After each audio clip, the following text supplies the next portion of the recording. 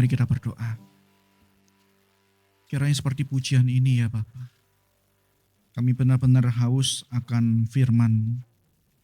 Kami benar-benar merindukan Engkau terus berbicara bagi setiap kami melalui setiap apa yang Alkitab katakan bagi setiap kami. Kiranya Tuhan pada hari ini, Tuhan juga boleh berikan kami hati seorang murid yang terus senantiasa mau mendengar, bahkan terus melakukan setiap firman Tuhan bagi setiap kami. Dan juga tolong hamba-Mu yang sebentar lagi akan menyampaikan kebenaran firman Tuhan, yang akan merenungkan bersama-sama dengan jemaat Tuhan. Kiranya setiap kami tidak hanya lewat begitu saja ketika kami mendengar, tapi kami benar-benar mau menghidupi firman Tuhan ini. Hanya dalam nama Yesus Kristus kami berdoa dan bersyukur. Amin. Jemaat yang dipersilakan duduk kembali. Shalom, selamat malam. Ya, firman Tuhan pada hari ini kita terambil dari Mazmur pasal yang pertama. Mazmur yang pertama. Ayat yang pertama sampai yang ke-6. Ada pointer enggak ya? Sorry. Thank you. Ya, kalau sudah mendapatkannya, saya akan membacakannya dari terjemahan baru yang kedua. Bapak Ibu jemaat sekalian, silakan menyimaknya di dalam Alkitab masing-masing, tidak terlalu banyak perubahan yang signifikan. Tapi saya bacakan dari TP yang kedua. Demikianlah firman Tuhan bagi setiap kita. Berbahagialah orang yang tidak berjalan menurut ajaran orang fasik, yang tidak berdiri di jalan orang berdosa, dan yang tidak duduk di komplotan pencemooh. Tetapi yang kesukaannya ialah Taurat Tuhan, dan yang merenungkan Taurat itu siang dan malam. Ia seperti pohon yang ditanam di tepi aliran air yang menghasilkan buahnya pada musimnya. Tidak pernah layu daunnya, apa saja yang dilakukannya berhasil. Bukan demikian orang fasik, mereka seperti sekam yang dihamburkan angin. Sebab itu orang fasik tidak akan tahan dalam penghakiman, dan orang berdosa dalam kumpulan orang benar. Sebab Tuhan mengenal jalan orang benar, tetapi jalan orang fasik menuju kebinasaan. Demikianlah pembacaan firman Tuhan bagi setiap kita. Jemaat yang terkasih, di dalam hidup kita, di dalam setiap peribadatan kita, seharusnya ibadah kita bukanlah sekedar rutinitas saja. Boleh bantu aja next, saya bilang next saja ya. Saya aja. Oke. Seharusnya ibadah kita ini bukan rutinitas belaka, Bapak Ibu yang terkasih. Karena ibadah merupakan respon kita terhadap undangan Tuhan. Akan tetapi dalam realitas ibadah kita, realitas di dalam ibadah kekristenan saat ini, seringkali kita melihat begitu banyak ibadah yang seliweran itu hanya sekedar entertainment belaka, hanya sekedar rutinitas belaka. Dan banyak jemaat juga yang mengikuti ibadah secara mekanis. Maksudnya apa? Hanya datang saja, tapi tidak ada perenungan yang dalam. Hanya absen saja, setelah datang, pulang. Misalnya, saya bisa mengatakan itu misalnya begini. Kalau ditanya, bagaimana ibadah hari ini? Apa jawabnya biasanya? Pada umumnya jemaat yang terkasih, jawabnya hanya sekitar, WL-nya bagus ya. Aduh, ini pemusiknya kurang ini. Ada yang fales-fales. Ini sound-nya tadi kurang enak. Ada feedback sedikit. Ini multimedianya telat terus gitu ya. Dan begitu banyak alasan yang lain. Ibadahnya kurang greget dan sebagainya. Semua jawaban mayoritas berdasarkan sesuatu yang nampak, sesuatu yang teknis saja. Rutinitas dan ego kita lah yang membuat semakin kita tidak mengerti apa ibadah yang sejati itu. Apa makna ibadah sebenarnya. Seperti kalau kita lihat di dalam klip yang saya yang sempat boleh agak Alfredonya 4, disirloin 2, tenderloin 3. Terus minta udangnya 4, escargonya 5. Ibu nggak minum es, ibu kan lagi pilek. Escargonya 7. Iya 7. Iya. Minum ya. Ini semua jus yang ada di sini. Keluarin aja, keluarin. Semua. Semua. Saya minta jusnya yang anget aja ya Mbak. Anget ya. Bisa, jus hangat bisa dong. Oh iya bisa. Masa nggak bisa? Langsung, ya, biar cepet. Udah, biar cepet. Ini bukan sponsor Netflix ya, saya ambil potongan Netflix memang.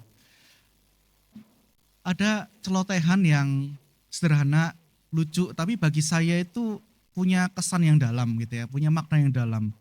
Tadi dikatakan escargot gitu ya, pesan escargot. Dikiranya es.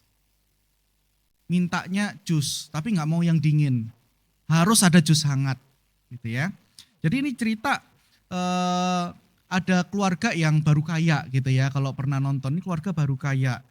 Jadi ketika mereka lapar, mereka datang ke sebuah restoran yang mewah, ceritanya begitu gitu ya. Jadi baca menu-menu, ini saya potong gitu ya, baca menu-menu bingung mereka gitu ya. Sampailah pada bagian ini gitu ya, anaknya bantu pesenin escargot, jus hangat gitu dan sebagainya gitu ya. Kelihatannya sederhana, tapi bagi saya ini punya makna yang dalam, yaitu apa? Keluarga ini walaupun punya uang gitu ya, ceritanya dia punya uang banyak, dia bisa makan di tempat yang mewah, tapi dia tidak mengerti itu tempat makan seperti apa. Dia tidak mengerti apa yang mereka pesan. Mereka sedang berada di mana dia tidak mengerti. Acap kali kita di dalam posisi yang kurang lebih sama di dalam gereja, bukan? Kita tidak mengerti apa yang kita lakukan ketika kita ibadah. Kita hanya sekedar bernyanyi, kita hanya sekedar duduk berdiri, kita hanya sekedar berdoa, kita hanya sekedar untuk mendengarkan firman Tuhan, berdoa syafaat, nyanyikan doksologi, amin, pulang. Kita tidak tahu di mana kita berada, siapa yang kita sembah. Kita ke gereja hanya sekadar rutinitas belaka. Ya karena saya harusnya ke gereja kalau hari Minggu. Ya saya harus ke kebaktian doa kalau hari Rabu sebagai jemaat GKI. Seperti keluarga yang baru kaya tersebut. Mereka datang ke restoran ya karena mereka lapar. Mereka makan. Mereka datang ke restoran mewah ya karena mereka punya uang. Tapi apa yang mereka makan, apa yang mereka pesan, mereka sendiri tidak tahu. Mereka tidak mengerti. Cuman kasih kita juga bisa terjebak dalam hal yang serupa di dalam ibadah. Ketika kalau kita tidak bisa memahami apa yang paling utama di dalam ibadah itu. Sehingga yang kedua adalah kesalahan kedua, ketika kita datang ke gereja dengan ego atau keinginan kita sendiri seperti ibu yang pesan tadi itu, ibu yang baru kaya itu. Pesennya jus, tapi hangat. Nggak ada. Ini kayak mau pesen es teh tawar tapi hangat gitu ya. Ini kadang kelupaan gitu, ada kalau kita pesen es teh hangat ya gitu ya. Berapa kali kalau saya itu kalau keluar gitu ya, sederhana tapi kelupaan gitu, es teh hangat gitu, nggak ada es teh hangat. Jus hangat nggak ada. Tapi maksa gitu ya, anaknya maksa harus ada jus hangat. Sebenarnya terkasih seperti dalam ilustrasi tadi. Di mana keluarga tersebut tidak mengerti apa yang mereka pesan dan mereka lakukan, demikian pula juga kita sering tidak memahami apa yang sebenarnya menjadi inti ibadah. Kita juga bisa memaksa ibadah itu harusnya seperti ini loh. Saya sukanya ini, saya maunya ini hari ini, maka harus seperti ini. Lantas bagaimana kita dapat kembali kepada inti dari ibadah yang sejati ini?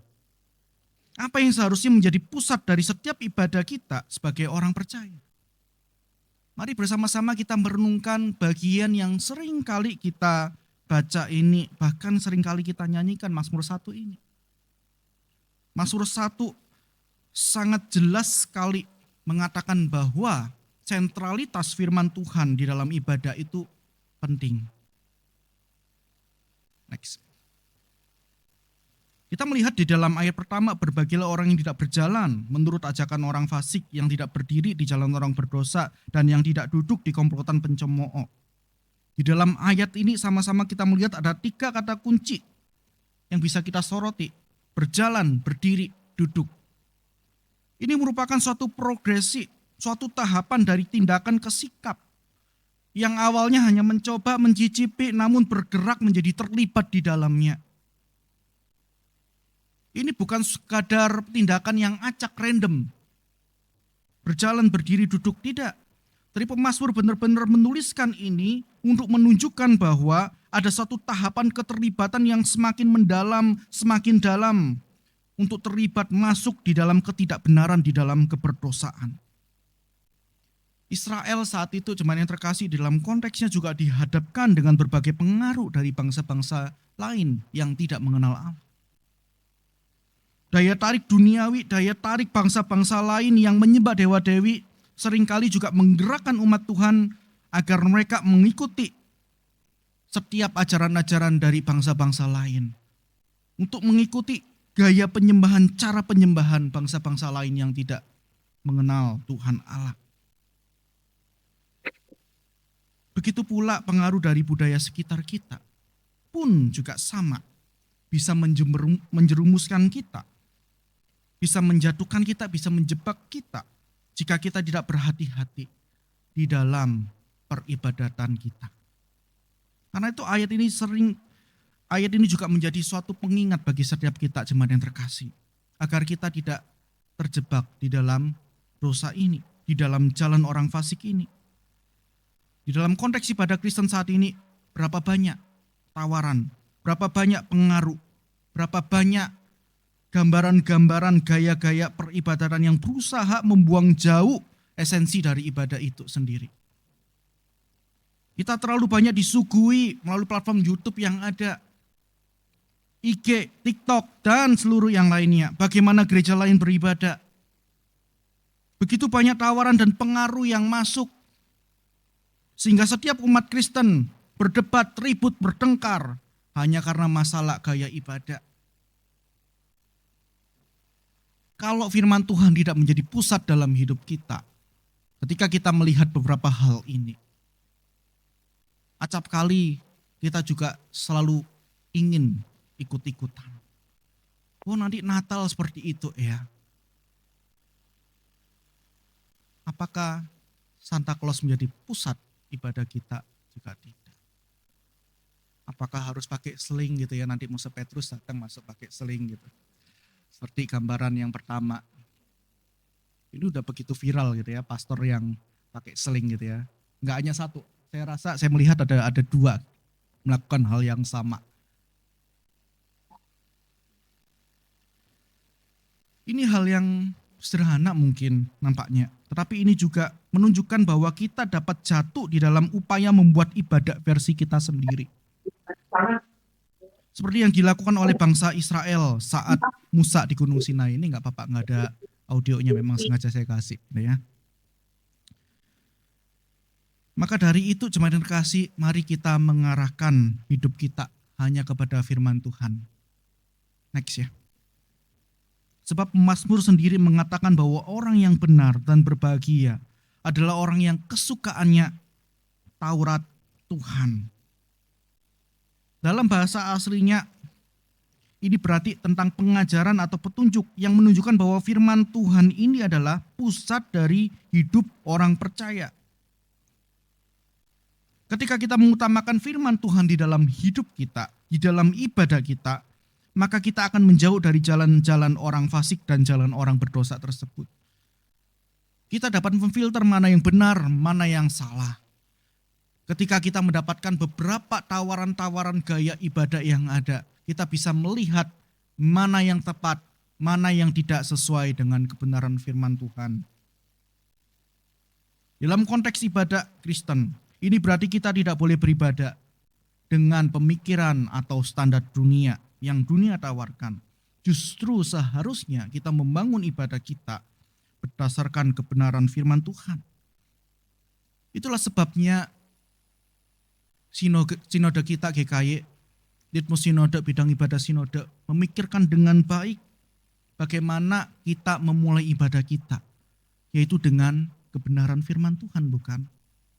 Ada ayat panggilan ibadah. Ibadah kita dimulai dengan satu landasan firman Tuhan. Dan beberapa kali saya sering menggunakan formula ini gitu ya. Jemaat yang terkasih, dengarkanlah firman Tuhan yang memanggil kita dan menjadi landasan untuk kita. Demikian. Jadi bukan karena kehebatan para pelayan ibadah sehingga ibadah bisa diselenggarakan. Bukan karena keberadaan hamba Tuhan atau majelis ibadah bisa diselenggarakan, dilaksanakan, tapi murni karena Tuhanlah yang memanggil setiap kita dan mengingatkan kita, mengumpulkan kita untuk bersama-sama beribadah. Selanjutnya dalam ayat yang kedua, jemaat yang terkasih, mari kita melihat sama-sama. Dikatakan tetapi kesukaannya ialah Taurat Tuhan dan yang merenungkan Taurat itu siang dan malam. Merenungkan di sini berarti membaca dengan mendalam, ya, membaca dengan pelan-pelan, tidak hanya sepintas, bukan yang scanning belakang gitu ya. Saya punya bakat itu gitu ya. Kalau saya baca buku itu bisa scanning seret gitu ya. Istri saya suka ngiri gitu ya kalau saya baca gitu ya. Udah selesai gitu ya. Nah, merenungkan bukan baca scanning seperti itu. Baca Mazmur 1 sampai 150 dalam berapa jam gitu ya. Enggak, bukan sekitar segitu. Merenungkan di sini berarti membaca dengan pelan-pelan, membaca dengan mendalam. Merenungkan, mendalami firman Tuhan secara terus-menerus menunjukkan bahwa kita perlu menyediakan, perlu mempersembahkan setiap waktu kita untuk merenungkan firman Tuhan. Agar apa? Agar firman Tuhan itu terus tertanam di dalam hidup kita. Agar terus terngiang-ngiang di dalam setiap hidup kita. Jadi jemaat yang terkasih, ibadah sejati tidak hanya tentang rutinitas atau apa yang kita lakukan. Tapi tentang bagaimana firman Tuhan ini memandu hidup kita, memandu setiap tujuan ibadah kita. Ketika kita merenungkan firman Tuhan, maka kita akan dibawa kepada fokus yang benar.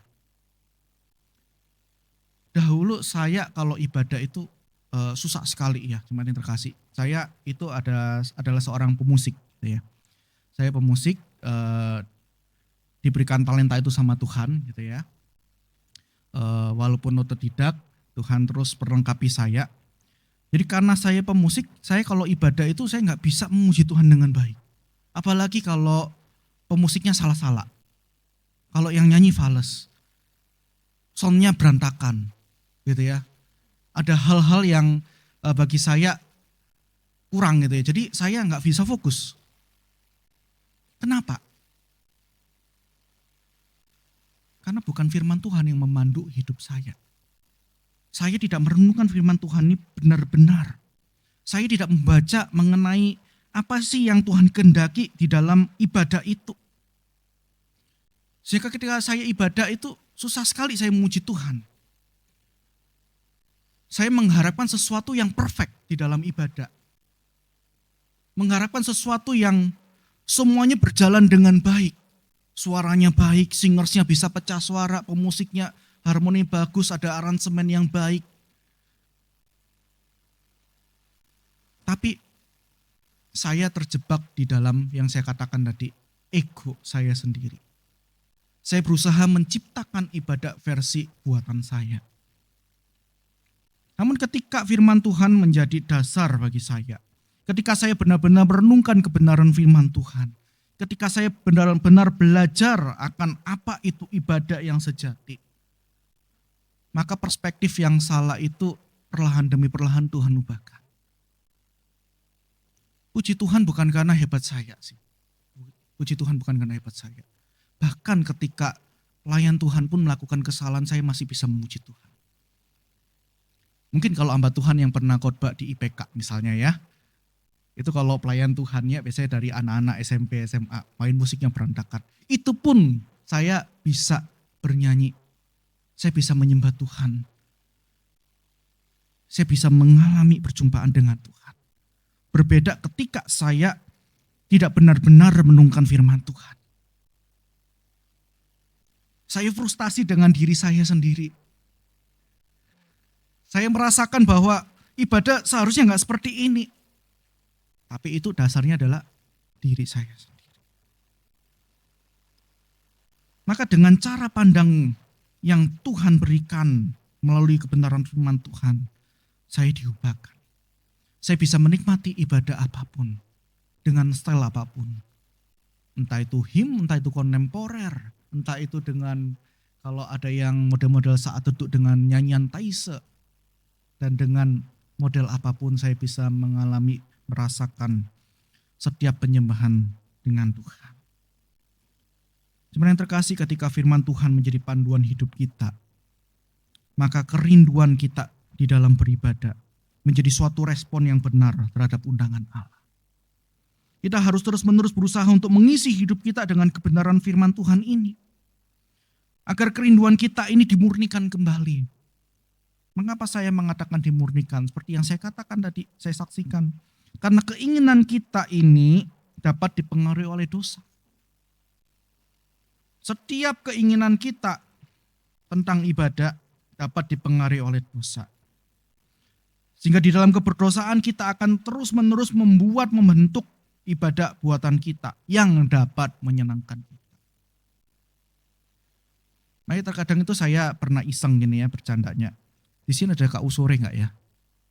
Nah, saya kalau di GG Center mengatakan jemaat yang paling tulus ini bercandaan ya, tapi mungkin bisa benar gitu ya. Saya pernah survei juga tepat gitu ya. Jemaat yang paling tulus dan paling punya keinginan kerinduan beribadah adalah jemaat yang datang sore. Kenapa? Sebenarnya terkasih. Karena dia tidak punya ekspektasi apapun, dia datang karena dia mau beribadah. Yang datang pagi, ini musiknya harus him. Ini musiknya harus teduh. Datang bangun 2, waduh ini mandarinnya salah ini. Ya, dan sebagainya gitu ya. Tapi yang sore, mau dikasih him, mau kasih kontemporer, mau dikasih apapun ya, single fighter yang main piano doang, main gitar doang. Ayo, kenapa saya mau ibadah? Bisa jadi bercandaan tapi juga menjadi refleksi buat kita gitu ya. Apakah kita seringkali menciptakan ibadah buatan kita sendiri karena kita salah paham dan tidak mengerti akan kebenaran firman Tuhan ini. Oleh sebab itu mari bersama-sama kita terus mengisi dengan kebenaran firman Tuhan. Agar setiap kerinduan kita di dalam peribadatan kita dimurnikan kembali. Setiap kerinduan kita dipandu menjadi berpadanan dengan apa yang Tuhan kehendaki melalui firman-Nya. Sehingga dengan demikian kerinduan kita untuk beribadah menjadi respon yang benar sekali lagi terhadap undangan dari Allah Tritunggal yang memanggil setiap kita untuk bersama-sama menyembah Tuhan Allah. Jikalau demikian, apa yang menjadi buahnya, apa yang menjadi dampaknya tercatat di dalam ayat 3 sampai ayat 6. Dikatakan ia seperti pohon yang ditanam di tepi aliran air yang menghasilkan buah pada musimnya. Tidak pernah layu daunnya, apa saja yang dilakukannya berhasil. Bukan demikian orang fasik, mereka seperti sekam yang dihamburkan angin. Sebab itu orang fasik tidak akan tahan dalam penghakiman dan orang berdosa dalam kumpulan orang benar. Sebab Tuhan mengenal jalan orang benar, tapi jalan orang fasik menuju kebinasaan. Ayat 3 dan 4 sampai 6 ini memberikan suatu perbedaan dampak dari firman Tuhan ketika seorang menghidupi firman Tuhan atau tidak. Pemazmur menggunakan metafora ini, ayat 3 ini penggambaran ini, pohon yang ditanam di tepi aliran air. Dan juga orang fasik digambarkan seperti sekam. Ini menunjukkan ketika pohon yang ditanam tepi aliran air ini merujuk kepada satu stabilitas, kestabilan, dan pertumbuhan yang berasal dari firman Tuhan. Sebaliknya orang fasik menggambarkan suatu ketidakstabilan dan menuju kepada kebinasaan yang akan lalu begitu saja. Pemazmur menggambarkan orang yang hidup dalam firman Tuhan ini seperti pohon yang ditanam di tepi aliran air. Ini menunjukkan ada suatu buah, ada yang produktif. Orang yang hidup di dalam firman Tuhan. Orang yang hidup dalam firman Tuhan akan memiliki kehidupan yang diberkati. Karena segala sesuatunya berasalkan dari Tuhan.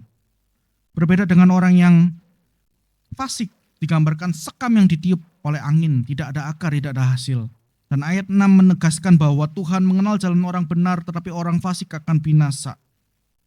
Orang yang fasik ini digambarkan hidup tanpa tujuan, mudah dihamburkan oleh angin, mudah dihajar oleh pengajaran yang salah, mudah ditipu oleh setiap pengajaran-pengajaran tentang ibadah yang salah, dan akhirnya menuju pada kesesatan itu sendiri. Begitu banyak contoh bukan? Seperti yang di klip yang saya berikan di awal tadi, bahkan seperti klip ini gitu ya. Kalau ngomong tentang contoh-contoh ibadah yang salah gitu ya, saya banyak sekali gitu ya, saya saya simpen-simpen gitu ya. Sesuatu yang menjadi refleksi buat saya sendiri dan buat kita gitu ya.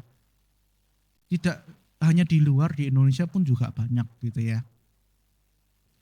Begitu banyak cara-cara peribadatan yang salah. Apa sih yang dikejar? Kalau kita melihat sekilas, bukan kebenaran. Apakah dalam firman Tuhan tercatat ada gaya peribadatan seperti ini? Tanpa firman Tuhan, jemaat yang terkasih, kita ini tidak memiliki arah yang jelas. Tanpa firman Tuhan kita akan tersesat. Inilah sebabnya mengapa firman harus selalu menjadi pusat ibadah kita. Firman harus memandu kita di dalam setiap jalan kebenaran. Karena ibadah tanpa firman Allah tidak dapat membawa kita kepada kehidupan yang benar di hadapan Allah. Ibadah tanpa firman Allah tidak akan membawa kita kepada gaya peribadatan yang benar di hadapan Allah.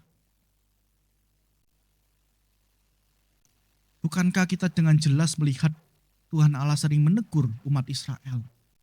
Nampaknya mereka beribadat secara rajin. Nampaknya mereka memberikan persembahan yang sebaik-baiknya. Tetapi hati mereka tersesat kepada Tuhan-Tuhan ilah-ilah yang bukan Tuhan Allah.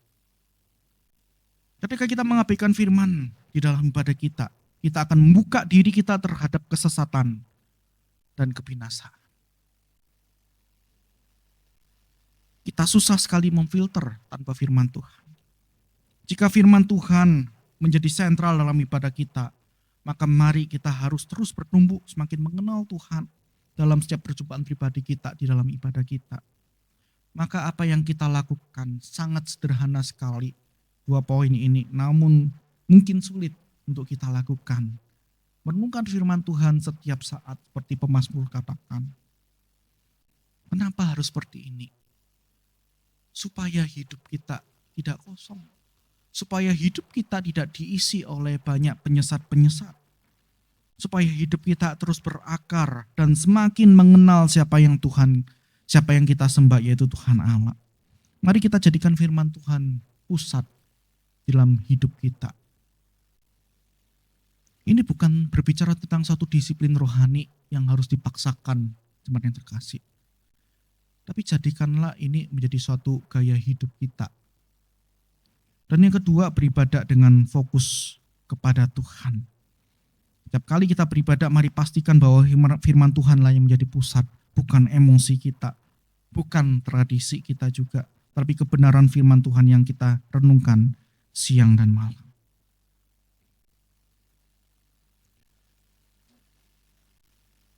Saya kasih gambaran ini gitu ya. Apa yang paling penting dalam kipas angin gitu ya, selain colokannya gitu ya, selain baterai gitu ya, yaitu mesinnya, dinamonya, motornya. Itulah yang menggerakkan kipas angin ini sehingga kipas angin ini berfungsi. Meskipun ada kipas angin yang mereknya mahal, meskipun ada kipas angin yang begitu indah bentuknya, memiliki kualitas yang begitu tinggi, tapi kalau nggak ada dinamonya, nggak ada motornya, maka kipas ini tidak akan memberikan angin yang kita butuhkan, bukan? Demikian juga dalam ibadah kita. Firman Tuhan itu seperti motor, dinamo yang menggerakkan dan memberi hidup pada ibadah kita. Tanpa kehadiran firman Tuhan, tanpa panduan firman Tuhan, ibadah kita hanyalah sekadar rutinitas saja. Ibadah kita hanya menurut ego kita pribadi. Hanya merupakan suatu tindakan lahiriah tanpa membawa kita pada perjumpaan dengan Tuhan. Oleh sebab itu, jemaat yang terkasih, mari ingatlah bahwa sentralitas firman Tuhan dalam ibadah kita adalah hal yang paling esensial di dalam ibadah kita. Setiap orang yang beribadah, baik melalui doa, nyanyian, pujian, pelayanan kita, harus kembali pada satu pusat yang tidak pernah berubah itu, yaitu kebenaran firman Tuhan.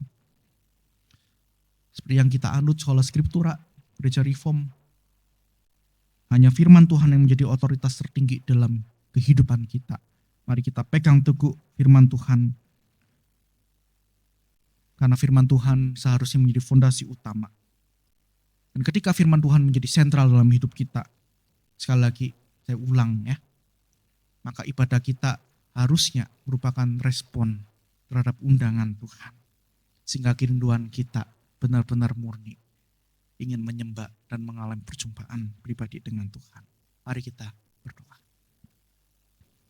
Tuhan, tolong setiap kami untuk senantiasa merenungkan firman Tuhan ini dan terus menghidupinya, melakukannya, sehingga firman Tuhan ini terus berdampak di dalam setiap peribadatan kami. Kami percaya Tuhan, setiap kami yang Tuhan panggil, Tuhan kumpulkan, kami mau bersama-sama benar-benar mencari Engkau, rindu akan Engkau. Sehingga ibadah kami pun juga mengalami transformasi. Kami bersama-sama menyembah Tuhan dengan benar. Kami bukan hanya hadir secara rutinitas. Kami bukan hanya hadir untuk mengatur sana sini tentang peribadatan. Tapi kami benar-benar rindu mencari Engkau. Tolong setiap kami, ya Roh Kudus, di dalam kehidupan kami hari lepas hari. Sehingga penyembahan kami tidak berhenti di dalam gereja, tapi juga terjadi di dalam setiap kehidupan pribadi kami. Hanya dalam nama Yesus Kristus kami berdoa. Amin.